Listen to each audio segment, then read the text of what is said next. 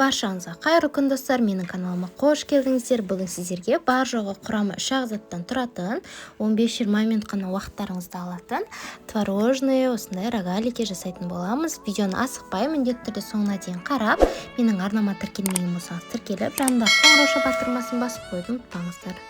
Ең алдымен сүзбенің үстінен қант, разрыхитель және де сары май, оның үстінен онда міндетті түрде електен өткізіп салып, барлығын жақсылап араластырып, жұмсақ қамыр илеп алатын боламыз.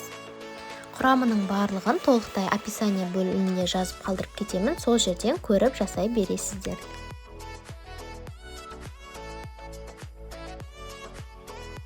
Құрамында көрсетілген ұнна кішкене көп қосып істесеңіздер де болады, егерде қамырларыңыз бір-біріне жабыспай жататын болса, себебі әртүрлі ұнның массасы әртүрлі болады. Бізде осындай қолға жабыспайтын жұмсақ қамыр шығуы керек. Астына үстіне кішкене ұн сеуіп жіберіп, оқтаудың көмегімен жұқа етіп жайып аламыз. 1 миллиметрдей жұқалықта жайсаңыздар жеткілікті болады.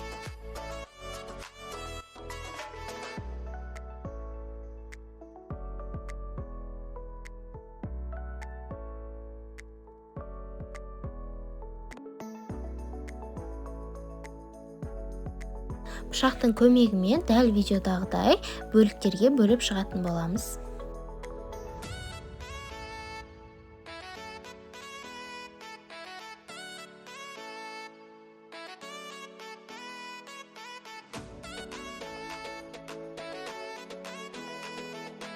Алдын ала осы кезде духовкамызды 180 градусқа қыздырып қоямыз, және де пышақтың көмегімен ортасынан осылай төменгі жағынан бір-бір реттен кесіп шығамыз, және де ақырындап шетінен бастап орап шығамыз. Одан алдын арасына бір ас қасық қант сеуіп жіберсеңіздер болады, өте әдемі дәм беріп тұрады.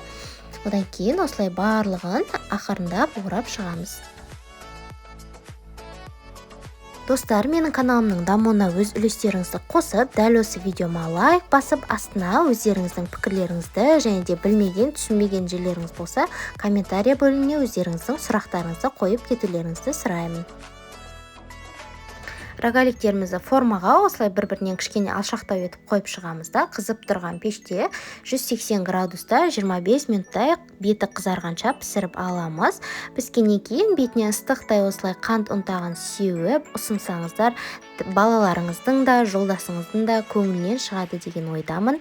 Міндетті түрде дәл осы рецептпен жасап жеп көріңіздер. Бір жасағаннан кейін сіздердің сүйікті рогаликтеріңізге айналады деген ойдамын. Сіздермен болған арайлым.